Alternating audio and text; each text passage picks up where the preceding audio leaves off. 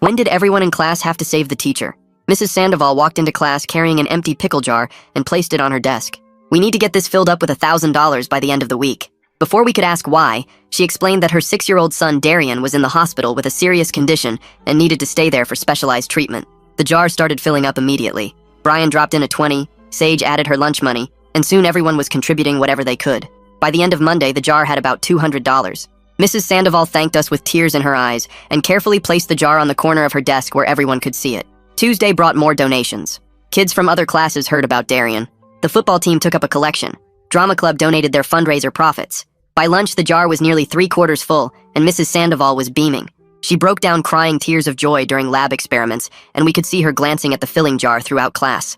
Someone had taped a photo of Darian to the side, a sweet kid with glasses holding a toy dinosaur. But then Wednesday morning, everything changed. Mrs. Sandoval arrived to find her classroom door already open and the money jar gone. Her desk drawers had been pulled out and papers were scattered everywhere. The photo of Darian was on the floor, torn in half. She stood frozen in the doorway before letting out a sound I'll never forget. The principal was called immediately along with school security. They reviewed camera footage from the hallway, but the angles didn't show who entered the room. The only thing visible was a figure in dark clothing carrying something jar-shaped around 6 a.m. Everyone was questioned, but nobody admitted to seeing anything suspicious. The whole school was in uproar, and the school board held an emergency meeting about the theft. Meanwhile, Mrs. Sandoval sat at her desk, staring at the empty spot where the jar had been. Principal Williams made an announcement that the theft was being investigated by local police. He said anyone with information should come forward immediately.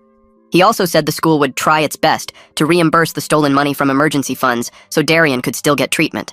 But bureaucracy moved slowly, and forms needed approval from the district office. Thursday passed with no leads on the thief. Mrs. Sandoval barely taught, just went through the motions while obviously devastated. We tried to restart collections, but the principal said no more money jars for liability reasons. The GoFundMe page Haley created was gaining traction, but not fast enough. Darian needed the treatment by Friday. That's when things got weird. During lunch, I saw Mr. Campbell from the history department acting strangely by his car. He kept looking around nervously while loading something into his trunk. When he saw me watching, he quickly slammed it shut and walked away. Something about his behavior seemed off, but I couldn't place why. After school, I mentioned it to Brian, who said he'd noticed Mr. Campbell had been absent Wednesday morning. Sage chimed in that she'd seen him near the science wing early that day when she'd arrived for jazz band practice. We started piecing together timeline details that made us suspicious.